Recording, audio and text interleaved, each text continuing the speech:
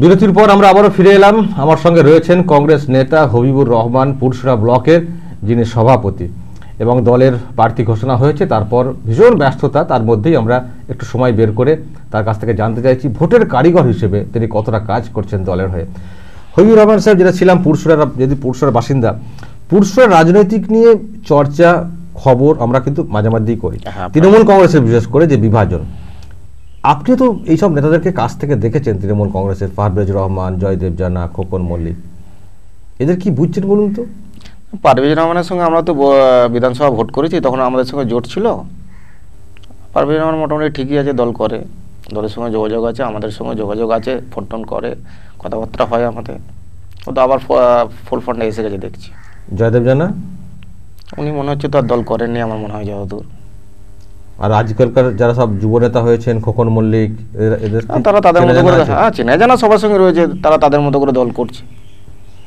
ওকে, মানে এই যে দলের তৃণমূল কংগ্রেসের যে এই যে বিভাজন, মাঝে মধ্যে একে অপরের বিরুদ্ধে কাদা ছোঁয়াছুড়ি, এইগুলো কি কাজে লাগবে আপনাদের ভোটে? হ্যাঁ, এটা তো আমাদের লাগবে। একটা গ্রুপ তো আমাদের দিকে আসবেই, ভোট একটা গ্রুপের ভোট আমাদের দিকে আসবে। যুব না মাদার ওটা এখন বলা যাবে না, হ্যাঁ একটা ভোট আমাদের দিকে আসবে। ওকে, তো ওখানে সিপিএম এর কেমন বেশ? সিপিএম এর বেশ খুব একটা ভালো নয়। অঞ্জন বেরার এলাকা, না অঞ্জন বেরা তো এখানে থাকেন না। সিপিএম এর বেশ ওখানে ভালো নয়, তবু একটু সিপিএম এর থেকে একটু বিজেপি ভালো। বিজেপি কোন দিকটা স্ট্রং বেশি মনে হচ্ছে আপনাদের? পুরো পুরসুরটাই স্ট্রং আছে বিজেপি।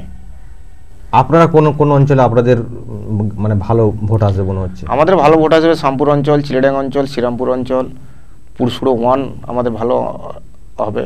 বিধানসভায় ভালো ফল হয়েছে। পুরসুরো 1-এ প্রতিটা বুথেই আমরা জিতেছি বিধানসভায়।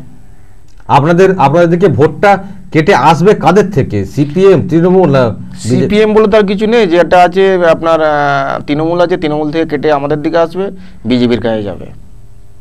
সিপিএম এর যে ভোটটা ওদেরই থেকে যাবে না, ওখান থেকে কাটবে? সিপিএম এর ভোট তো আর যা আছে একদম তলানিতে ঠেকে গেছে। যেটুকু আছে তৃণমূল থেকে ভেঙে আসবে বিজেপির দিকে আর কংগ্রেসের দিকে। আচ্ছা, পুরসুরাতে এই রাজনৈতিক এত দ্বন্দ্ব কেন বলুন তো? ওখানে কি কোনো কি জন্য হয়? লোক বালি না, বিভিন্ন রয়েছে, বালিখাদ রয়েছে, ওখানে প্রচুর বালিখাদ রয়েছে, ওখানে পয়সা প্রচুর, এবং ওখানে তো খুন খারাপিও হয়। হ্যাঁ, খুন খারাপি 13-14টা খুন খারাপি হয়েছে তৃণমূল আসা থেকে। আপনারা কখনো আক্রমণের শিকার হয়েছেন? হ্যাঁ, আমি ভোটে দাঁড়ালে আমার বাড়ি আক্রমণ হয়েছে। হ্যাঁ, আমি 2বার ভোটে দাঁড়িয়েছি, 2বার আমার বাড়ি আক্রমণ হয়েছে। মিথ্যা কেস খেয়েছেন?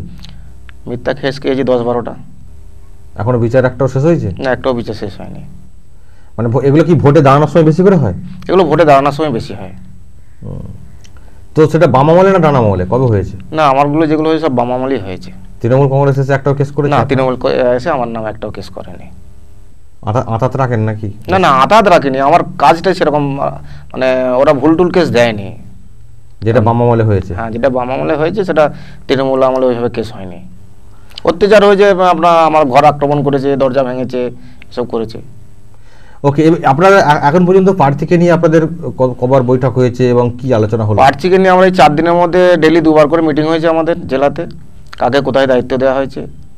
আপনাকে কতটা দায়িত্ব দেওয়া হচ্ছে? আমাকে আমার পুরসুরা বিধানসভা দায়িত্ব দেওয়া হয়েছে। কিভাবে প্রচার করবেন, কি প্ল্যান করেছেন? আমরা বাড়ি বাড়ি যাব, প্রতিটা বাজারে বাজারে ঢুকবো প্রথমে, তারপর বাড়ি বাড়ি যাব আমরা, তারপরে আমরা মিটিং করব, স্ট্রিট কর্নার করব। স্ট্রিট কর্নার করবেন? হ্যাঁ। বড় কোনো মানে হেভিওয়েট কাউকে নিয়ে এসে প্রোগ্রামের কোনো প্ল্যান শুনছেন? না, আমাদের এখন পর্যন্ত সেরকম কিছু দেয়নি, তবে দক্ষিণবঙ্গে রাহুল গান্ধী দেবে, এখন কোথায় দেবে এখন বলতে পারছি না আমরা। এই যে মানে ভোট করতে গেলে একটা বিশাল অঙ্কের প্রচারের জন্য টাকার খরচা হয়, সেই আর্থিক আমরা মানুষের কাছে যাব, গিয়ে টাকা চাইবো, চাঁদা চাইবো, কেউ দিল ভালো, কেউ ভালোবাসে, অনেকে দিচ্ছে না গো প্রচার করো, অনেকে আসছে প্রচার করো। আপনাদেরকে প্রচার করার জন্য বলছে? হ্যাঁ, প্রচার করার জন্য বলছে। মানুষ কি কংগ্রেসকে বিকল্প হিসেবে ভাবতে পারছে এখনো? হ্যাঁ, বিজেপির বিকল্প তো কংগ্রেস কি ভাবছে? কংগ্রেস তো ক্ষমতায় আসছে, দিল্লিতে ক্ষমতায় কংগ্রেস আসছে। সে তো প্রচারের জন্য আপনি বলছেন? হ্যাঁ, না প্রচারের জন্য না, কংগ্রেস ক্ষমতায় আসছে দিল্লিতে। দিল্লিতে ক্ষমতায় এলে আপনারা রাজ্যের ক্ষমতায় কবে আসবেন? আর সে তো এ যুগের ছেলেদের দেখাই হলো না। ওই জোট করে একবার এসেছিল 11 সালে জোট করে এসেছিল। আবার আমাদের দিল্লি আসুক, দিল্লি এলে আমাদের সেভাবে আবার 21-এ আমরা সেভাবে তৈরি হচ্ছে 21-এর জন্য। কিন্তু প্রার্থী তো প্রথম কথা এখানকার মানুষ ওনাকে বলছেন যে তিনি এক নম্বর হিন্দি ভাষী, তিনি মানুষের না না সঙ্গে পরিষ্কার share- বাংলা বলছে, পরিষ্কার বাংলা বলছে। বাংলা বলছেন, ভাঙা ভাঙা বাংলায় বাংলা বলছেন, কিন্তু বলতে চাইছি এটা মানুষের সেন্টিমেন্ট কাজ করছে যে এটা হিন্দিভাষী, হিন্দি ঘরানার মহিলা, এবং তিনি হয়তো অনেক কথা বলেন, কিন্তু তবু এলাকার কাউকে হলে একটু ভালো হতো। না এলাকাটা উনি তো হুগলি জেলার মধ্যেই আছেন, উনি তো এর আগেও হুগলি জেলা থেকে উনি দুবার প্রতিদ্বন্দ্বিতা করেছেন অপূর্ব পোদ্দারের সঙ্গে। কোথায়? রিসড়া পৌরসভায় দুবার ওনার সঙ্গে প্রতিদ্বন্দ্বিতা করেছেন উনি। মানে এই অপূর্ব পোদ্দারের সঙ্গে করেছেন? হ্যাঁ অপূর্ব পোদ্দারের সঙ্গে করেছে। সেখানে তো হার। হ্যাঁ সেখানে হার হয়েছে, কিন্তু ওনার পাশেরটায় ওনার স্বামী জিতেছে। ওকে। তো এখন যেভাবে আপনি বলছেন যে ক্যান্ডিডেট যেভাবে, ক্যান্ডিডেট কি মানে এলাকা সম্বন্ধে জানেন না আপনারা? না আমরা আছি, ক্যান্ডিডেট তো ব্যাপার না, ক্যান্ডিডেটকে তো আমাদের এলাকার ব্লক প্রেসিডেন্ট আছে 7টা, তারা তাদের ব্লকে ব্লকে ঘোরাবে, ভোট তো তারা করবে, ক্যান্ডিডেট তো ব্যাপার নয়। ভোট আমরা করাবো, ভোট আমরা মানুষের কাছে নিয়ে যাব, আমাদের দেখাবো তার কি উন্নয়ন করতে পারবে সেটাও বলবে সে। কি বলছেন আপনারা এখন মানুষের কাছে গিয়ে? আমাদের কাছে আমাদের কংগ্রেস ক্ষমতায় এলে আমরা প্রথমে ভাবাদি করব, দ্বিতীয় রোজগার গ্যারান্টি করছে কংগ্রেস, কৃষি ঋণ মুকুব করছে বলছে কংগ্রেস। কিন্তু যে আপনারা যখন প্রচারের কথা বলছেন তখন শম্ভুনাথ মালিককে তো করা হলো না, বা ক্যান্ডিডেট তিনি প্রচারে নামবেন? হ্যাঁ তিনি প্রচারে আছেন তো, থাকছেন আপনারা? হ্যাঁ আজকেই আরামবাগে আছে দেখবেন। আপনারা কি আশা করেছিলেন শম্ভুনাথ মালিক ক্যান্ডিডেট হোক? হ্যাঁ আমরা আশা করেছিলাম শম্ভুনাথ মালিক ক্যান্ডিডেট হোক, লোকাল ক্যান্ডিডেট, কিন্তু দল যেটাকে সিদ্ধান্ত নিয়েছে বা দল ঠিক করেছে ওখানে কে ক্যান্ডিডেট হলে ভালো হবে সেটা দল ঠিক করেই করেছে। আপনারা অ্যানালিসিস করেছেন যে বিজেপির যিনি ক্যান্ডিডেট হয়েছেন তপন কুমার রায়, তিনি কেমন প্রার্থী? লোক তো এখন বিজেপির দিকে ভোট না দেবে, না তাহলে ওদের কি বোঝালো? ক্যান্ডিডেট উনি মাস্টারমশাই হিসেবে ভালো শুনেছি আমি, কিন্তু ক্যান্ডিডেট হিসেবে বাকি যা আমাদের, আমি একটা আপনাদেরই প্রোগ্রামে দেখলাম যে উনি নাকি চিটফান্ড টিটফান্ড করেন, ওই জায়গাতে ওদের মাইনাস একটা অভিযোগ তৃণমূল কংগ্রেসের তরফ থেকে করা হচ্ছে। হ্যাঁ করা হচ্ছে। আরএসএসটা কোনো ফ্যাক্টর হতে পারে? আরএসএস কোনো ফ্যাক্টর নয়, মানে উনি নাকি আরএসএস ঘেঁষা, এইটা কি মানুষের সেন্টিমেন্টে লাগবে? বিজেপি যারা লিডার আছে তারা সবই আরএসএস ঘেঁষা, সব লিডারই আরএসএস ঘেঁষা, আর ওটা আমাদের কাছে কোনো ব্যাপার নয়, আরামবাগের মানুষ ওটা সব, ওটা কিছু না। আমি বলছি যে মুসলিম ভোটাররা কি মুখ ফুরিয়ে নেবে এই জন্যে ওদের থেকে? না হ্যাঁ মুসলিম ভোটার তো আছেই ওদের সঙ্গে, ওদের যা কাজকর্ম তাতে মুসলিম ভোট অনেক ওদিকে যাবেই না। আপনারা কোন ভোট ব্যাংকটাকে টার্গেট করছেন? মুসলিম, দলিত? আমাদের সব মিক্সড আছে, আমাদের সব ভোট মিক্সড আছে, সব পার্সেন্টেজ ওয়াইজ আমাদের ভোট মিক্সড আছে। হ্যাঁ কোথা থেকে কত আসবে, কত ভেঙে যাবে, আমাদের একটা হিসেব হয়েছে, কে ক্যান্ডিডেট হলে কি তার ভোটের পার্সেন্টেজ হবে, সে আমাদের একটা হিসেব আছে। ওনাকে তো বলছে যে আপনারা তো বুথ এজেন্টই দিতে পারবেন না সব জায়গাতে, আপনাদের এজেন্টটা ব্যাপার নয়, বুথ এজেন্ট আছে আমাদের 4 রকম 5 রকম কোয়ালিটির বুথ এজেন্ট আছে, এ ক্যাটাগরি আছে, বি ক্যাটাগরি আছে, C category, D category booth agent আছে, আমাদের সব জায়গাতে বুথ এজেন্ট থাকবে। লোক পাবেন? আমাদের সব বুথের লোক আছে, আপনাকে এর আগে বলেছি আমাদের সব বুথের লোক আছে। আমাদের যেমন আপনাকে বলি এ ক্যাটাগরি এজেন্ট হচ্ছে, বুথ হচ্ছে যেখানে বুথের ভেতরে এজেন্ট থাকবে, বাইরে দুটো ক্যাম্প হবে, সেটা হচ্ছে এ ক্যাটাগরি। আর ডি মাঝেরটা বলছি না, ডি ক্যাটাগরিটা বলে দিচ্ছি, বুথের আশপাশে ঘুরবে, রানিং দলের সঙ্গে থাকবে, আমাদের খবর দেবে বুথ দখল হচ্ছে কিনা, সেটা হচ্ছে আমাদের ডি ক্যাটাগরি বুথ, এবং সব বুথেই আমাদের পাহারা থাকবে।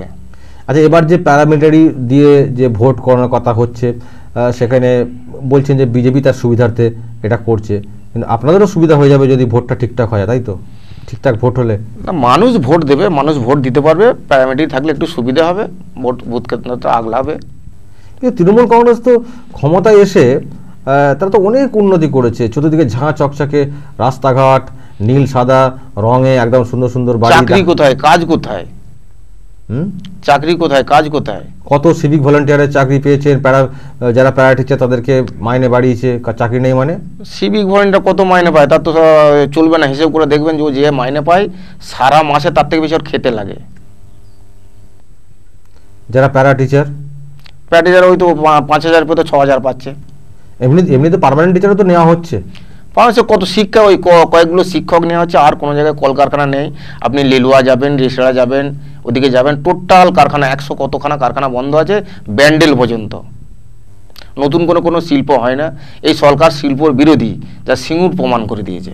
কিন্তু তৃণমূল কংগ্রেস সবসময় একটা প্রচার করছে যে এমন কোনো পরিবার নেই যেখানে তৃণমূল কংগ্রেসের মানে প্রজেক্টের আওতার মধ্যে পড়ে না, মানে সুবিধা পান না। কেউ কন্যাশ্রী পেয়েছেন, কেউ যুবশ্রী পেয়েছেন, কেউ 2 টাকা করে চাল পেয়েছেন, কেউ সাইকেল পেয়েছেন। 2 টাকা কিলো চালটা কেন্দ্রীয় সরকারের প্রকল্প, সবুজ সাথী সাইকেলটা কেন্দ্রীয় সরকারের প্রকল্প, মানুষ জানে কোনটা কার প্রকল্প। সবুজ সাথী তো মমতা ব্যানার্জি তো বিলি করেন। বিলি যে পঞ্চায়েত মেম্বারও করতে পারে, তা বলে কি সে তার ঘর থেকে দিচ্ছে বা তার পঞ্চায়েত থেকে দিচ্ছে? সবুজ সাথী সাইকেলের প্রকল্পটা হচ্ছে কেন্দ্রীয় সরকারের, কন্যাশ্রী, কন্যাশ্রীটা রাজ্য সরকারের, রূপশ্রী, হ্যাঁ রূপশ্রীটা রাজ্য সরকারের। তাহলে এত মানুষ এত এত কাজ করছেন, মহিলাদের জন্য আলাদা করে ইউনিভার্সিটি করে দিচ্ছেন, আরামবাগে মেডিকেল কলেজ হচ্ছে, আপনি বলছেন উন্নয়ন হয়নি? আরামবাগ কোথাও মেডিকেল কলেজ আনা হতে অনেক দেরি আছে। সুপার স্পেশালিটি হাসপাতালটা তো হয়েছে, হ্যাঁ একটা হসপিটাল হয়েছে একটা। যিনি তৃণমূল কংগ্রেসের এখানে রয়েছেন পৌরপ্রধান স্বপন নন্দী, তিনি বলছেন যে বাম আমলে বহু বাচ্চা মারা গেছে, তাদের মধ্যে কেউ রবীন্দ্রনাথ হতে পারতেন, কেউ রামমোহন হতে পারতেন। না ও তো ধরুন পৃথিবী আপডেট হচ্ছে, তার সঙ্গে আপডেট হচ্ছে, তার সঙ্গে সব কিছু হচ্ছে। আপনি এর আগে আরামবাগে এত ব্যাংক দেখেছিলেন? আরামবাগে একটা দুটো ব্যাংক ছিল, এখন অনেক ব্যাংক হয়েছে। আপনি ব্যাংকের নাম বলতে পারবেন না, এত ব্যাংক হয়েছে। পৃথিবী আগিয়ে যাচ্ছে, তার সঙ্গে আরামবাগও আগিয়ে যাচ্ছে। কেউ যদি বলে আমরা ঠেলে করে দিয়েছি, সেটা ভুল হবে। কিন্তু আপনারা তো বড় লোকের দল, আপনারা মানুষের সঙ্গে মেশেন। গতকাল মানস মজুমদার তৃণমূল কংগ্রেসের যিনি নেতা এবং গোহাটের বিধায়ক, তিনি একেবারে চাষিদের সঙ্গে মাঠে বসে ভাত খাচ্ছেন, চাষিদের থেকে ভাত নিয়ে। ও একদিনে ভোটের জন্য একদিনে ভাত খাচ্ছে, ও ভোট চাওয়ার জন্য একদিনে গিয়ে মাঠে ভাত খাচ্ছে, তারপর যাওয়া ভাতটা হয়তো কোনো হোটেল থেকে আনিয়ে খাচ্ছে। মানুষের সঙ্গে মেশেন না। আপনাদেরকে তো কোথাও আপনাদেরকে দেখা যাবে? আপনারা বিধায়ক হলে তো আর দেখাই যাবে না। না না, আমাদের বিধায়ক দেখা যায়নি। আমাদের বিধায়ক মাঠে পর্যন্ত গেছে, মাঠে জল দিয়েছে, ছুটছে, দেখিয়েছেন, আপনারাই দেখিয়েছেন, আপনাদের কোনো টিভি দেখিয়েছে মানুষ বইয়া মাঠে দিয়ে ছুটছে, তখন কংগ্রেসের বিধায়ক ছিল। সে তো তার নিরাপত্তার জন্য ছুটছিলেন। হ্যাঁ মাঠ দিয়ে তো ছুটেছে, মাঠে গেছে তো, জল পাড়িয়ে গেছে তো। তাহলে দলটার এত ভাঙন কেন হলো বলুন তো? কেন কংগ্রেস থেকে তৃণমূল কংগ্রেস হতে গেল যদি ভালো দল হতো? কংগ্রেস ভালো দল। আজকে ধরুন 40 বছর ক্ষমতায় নেই কংগ্রেস, তার এত কর্মী আছে। আজ সিপিএম মাত্র 7 বছর ক্ষমতা থেকে গেছে, তাদের কর্মী কত আছে? তাদের থেকে আমাদের কর্মী বেশি আছে। মমতা ব্যানার্জি তো আপনাদের দলটাকে নিয়ে পারলেন না যে পরিবর্তন আনতে, সেই জন্যই তিনি নিজে দল করলেন এবং সফলও হয়েছে। সে দল থেকে আবার চলে যাচ্ছে। চলে কোথায় যাচ্ছে? কংগ্রেস তো যাচ্ছে না। কংগ্রেস যাচ্ছে না, কংগ্রেসে যাচ্ছে না, মুর্শিদাবাদে কংগ্রেসে যাচ্ছে, ওদের দল থেকে বিজেপিতে যাচ্ছে। যাই হোক, আপনি বলছেন যে রেজাল্ট একটা ইতিবাচক হবে। হ্যাঁ রেজাল্ট একটা ভালো হবে, জয় হবে। আর জয় আমরা মোটামুটি একটা ধরে নিচ্ছি, জয় হতে পারে, আমাদের জয় হবে। সে তো একেবারে লটারির মতো বলছেন নাকি? হ্যাঁ লটারির মতো, যেই জিতুক এখানে 50,000 75,000-এর মধ্যে একটা রেজাল্ট আশা করা যাচ্ছে। লিড ওর বেশি হবে না? না। আপনার আমি বলছি যে যদি আপনাকে যদি আপনি একটা দল করেন, সেখানে আমি 4টে দল চতুর্মুখী লড়াইয়ের যদি আমি একটা 1 2 3 4 কে কি পজিশন পাবে যদি বলতে বলি, কি বলবেন? আমি 1 2 বলছি নি, 3 4টা বলছি। 3 4টা বলুন। 3 4-এর মধ্যে বিজেপি আর তৃণমূল থাকবে। মানে এই লেভেলে নেমে যাবে? হ্যাঁ। সামনে সিপিএম কংগ্রেস? হ্যাঁ। এটা একটু মানে খুবই মানে আশা করে ফেলছেন মনে হচ্ছে না, খুবই আশা নয়। এটা কি মানে আপনাদের সমীক্ষা, দলের সমীক্ষা? আমাদের দলের সমীক্ষা তৃণমূল না তৃতীয় 3rd পজিশন চলে যায়। কেন ওই জায়গাতে, কেন কোন জায়গা থেকে বলছেন এগুলো? গোষ্ঠীদ্বন্দ্ব, ওদের লো লেভেলের কিছু নেই। গোষ্ঠীদ্বন্দ্ব হলেও যে মানে প্রত্যেকেই তো তার নিজের এলাকায় টিকে থাকতে হবে। তারা কেউ প্রধান রয়েছেন, কেউ মেম্বার রয়েছেন, তারা যদি হেরে যান তাহলে তো তাদের এলাকাতেও তাদের ক্ষমতা থাকবে। প্রাইমারিতে ভোট করলে তো সে ভোটের কিছু করতে হবে না, মানুষের ভোট দেবে। ওরা জানে দিল্লির ভোট, এটা রাজ্যের ভোট নয়।